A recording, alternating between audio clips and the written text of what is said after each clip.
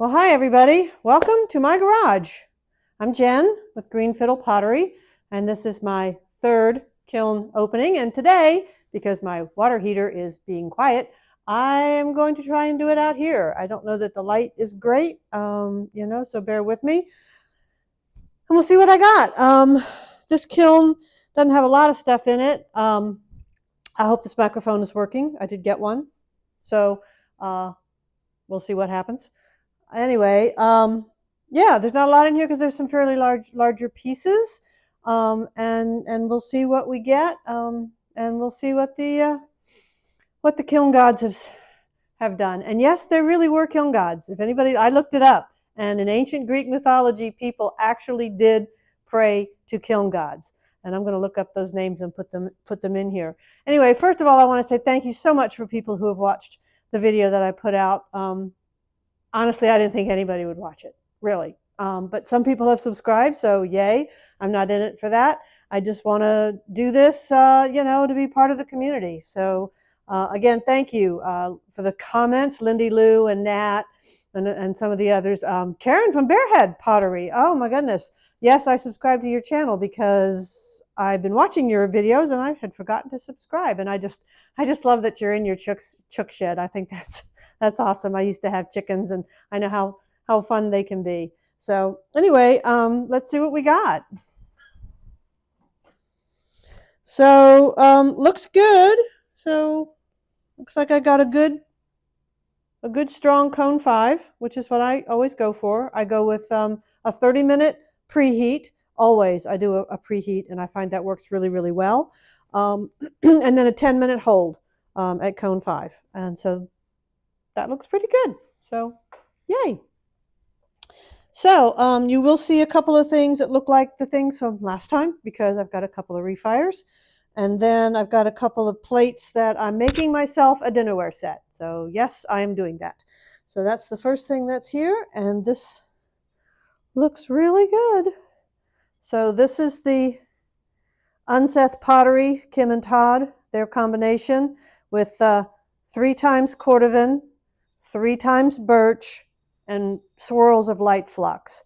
And it just works every time. And then I put the speckled buff engobe on the back, which I love. And this is all on Laguna's B-mix. So that's typically my go-to. That's my go-to clay. But yeah, that looks lovely and nice and flat, nice and light. So yay!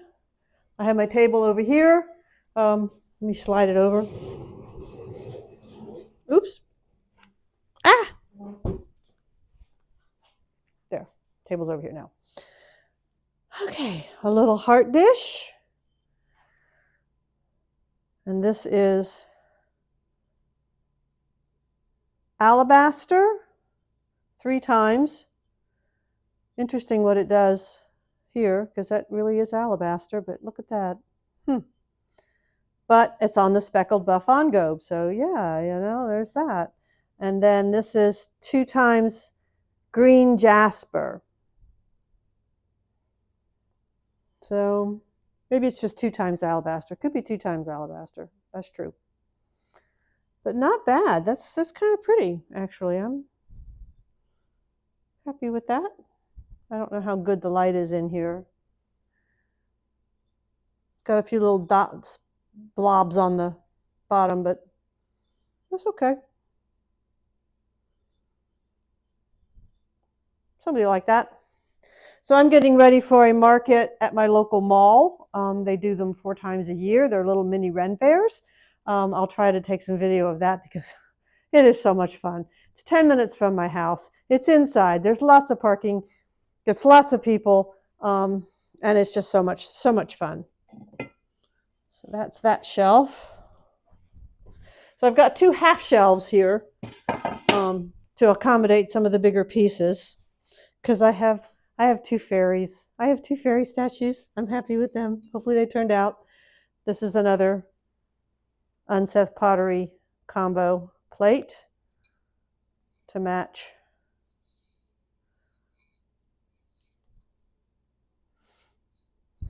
And let's see how they fit together. Yep, that's nice. And hopefully they'll be the same as the two I've done so far. So yay, and that's all there is on that shelf. Again, a half shelf.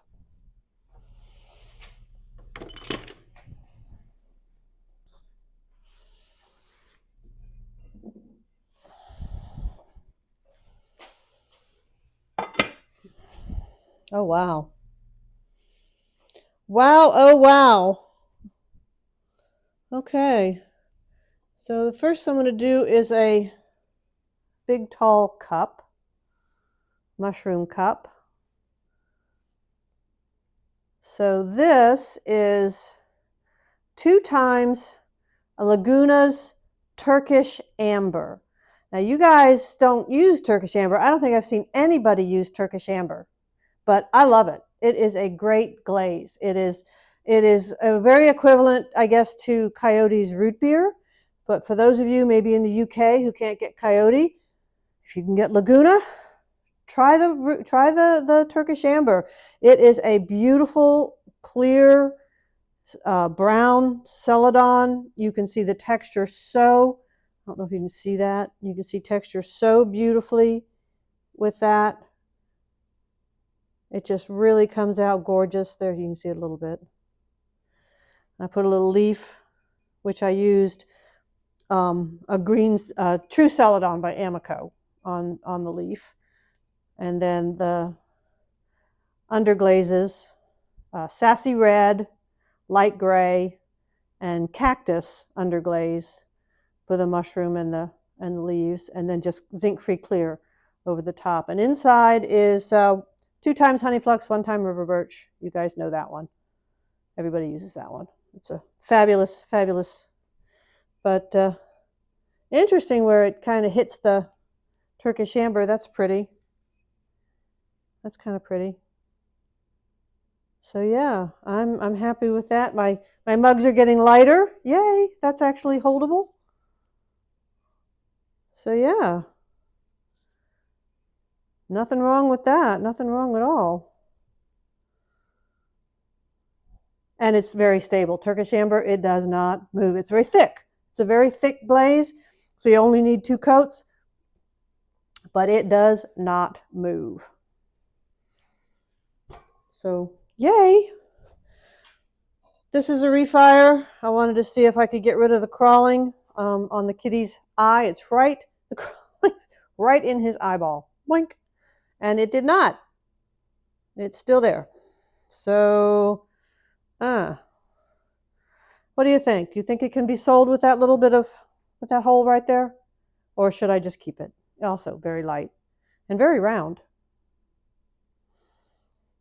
So for those of you who didn't see my last one, it's Kitty on a bookshelf, underglazes. But please leave me a comment and let me know if you think that it's okay to sell it on the, with the couple of little holes that are still. I don't want to refire it again because it's in pretty good shape. So if you think it's okay on the outside, let me know. If not, I'll keep it. Again, I don't do this to make a living. I'm retired. I do it so that I can buy more glaze, which I went to my Laguna store yesterday because they got spectrums in finally. I've been waiting 2 years for them to get spectrum floating glazes. And they sent me an email and said they had them. So boy, you better believe I took my butt down there yesterday morning, first thing, and I bought them all.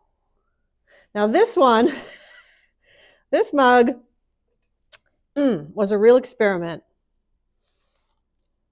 I threw all kinds of glazes on here. This is because I don't think you can see the squirrel. Well, I guess you kind of can. I guess he showed up pretty well. But he looks like he's kind of entombed in it. Well, didn't work out as well as I had hoped. So I decided to try, what did I try? It's not alabaster. Honey flux? Honey flux. Honey flux with green jasper. No, milk glass. I take that back. Mayco milk glass. Milk glass over green jasper. And this too has the texture. And that actually turned out pretty well. Then the inside is like everything. And it's, wow. It's not crawl. Well, yeah, it is. It's crawled like crazy. Green jasper, honey flux, green celadon with river birch. I mean, I just put everything in here. And it, yeah, yuck. It's crawled terribly. But it was on the inside, so it didn't go anywhere on the outside, so yay. And then it's holly green on the handle. But yeah, I guess the little squirrel, I guess he does show it better than I expected. Kind of looks like a zombie squirrel. Yeah, zombie squirrel. He's like entombed in it. So I have a yeet pile over here. This is where we smash pottery on New Year's Eve day. We take it down to our friend's house. So it will go straight in the yeet pile. What a mess. But I kind of figured that would happen. So, but this isn't too bad. It's weird. It's weird. It's definitely not good. But I'll leave it out to show it to people tonight because I have friends coming over. And that'll be fun. And then in the pile it goes. This is a refire to see if I could fix the crawling on the sapphire, and it looks like I have. This is that copper float. You can barely see the dragons and sapphire, Mayco sapphire, which is a gorgeous combination. And it looks like the crawling is fixed, so yay. I'll put that one up for sale. We'll see if anybody likes it.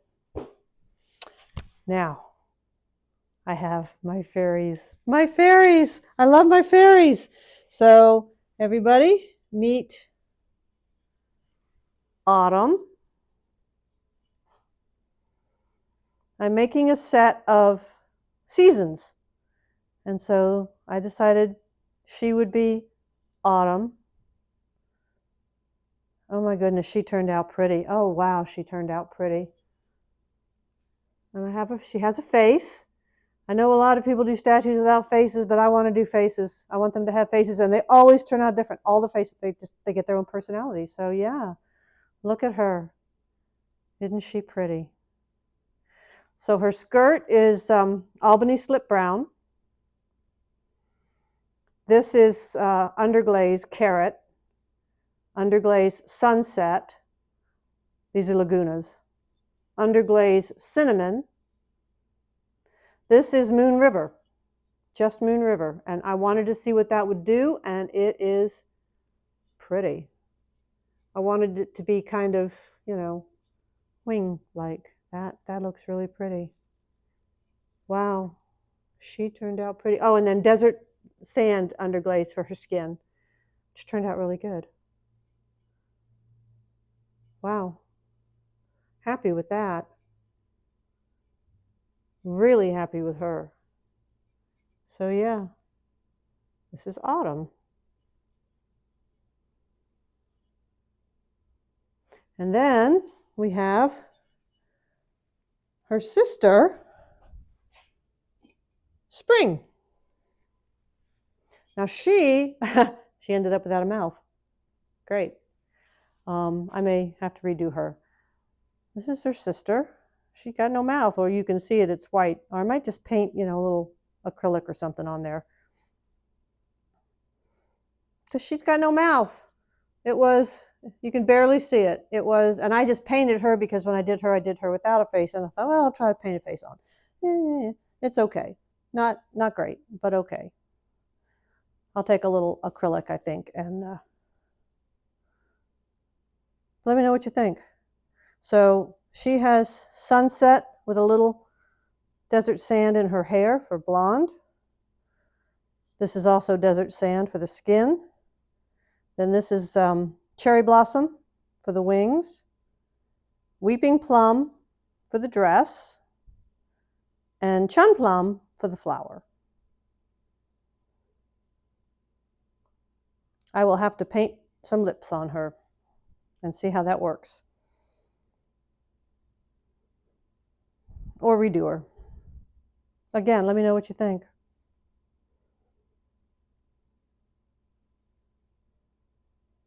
So yeah, So we have spring and fall. Fall is better, definitely better made. I hope I don't drop them. And I'm going to do a summer and winter. I hope to have them done by March, which is when my market is, mid-March. So bear with me while I put these away. I'll probably edit out this changing of the kilns, shelves.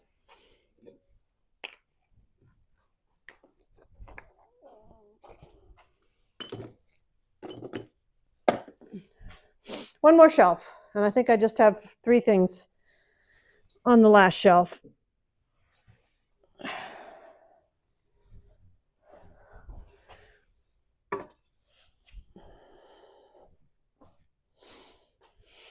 Not bad. I made myself a inbox.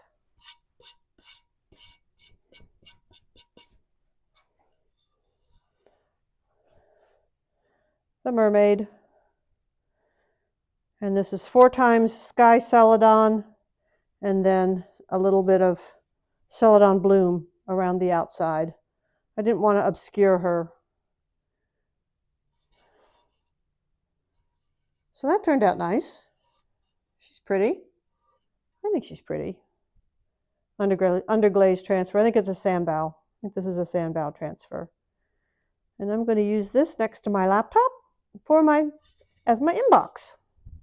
Because right now I just have an ugly pile. So yeah, happy with that. Hopefully you can see it nicely. I'll put some pictures at the end in better light. And now just 2 little ring dishes. This is frosted lemon with milk glass on it. Just frosted lemon on the back. And you can see that you can really see the difference. But that's pretty. This is in my ongoing ring dish project for my husband's retirement party. I have to make 100 of them. And this is, what was this? I don't remember. Oh, Blue Lagoon by Amaco. That's what this is. I wanted to see how it would break. The tree is kind of obscured.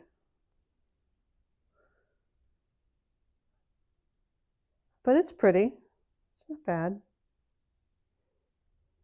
Be good enough for a giveaway, I think. So Blue Lagoon. So that is it for today. It's my kiln opening, and I will put some pictures at the end for this before I throw it out there. And I guess I'll get started making more stuff because now I have all the spectrum glazes. Woo woo! I mean, I have sangria, shallot, ginger, Louisiana Bayou. Oh my goodness, I think I must have bought like 12 of them. So, and I got layered fern. So thank you, Kendall, at Bunnyfoot Pottery for showing me that one, because yeah, I had to get that one too.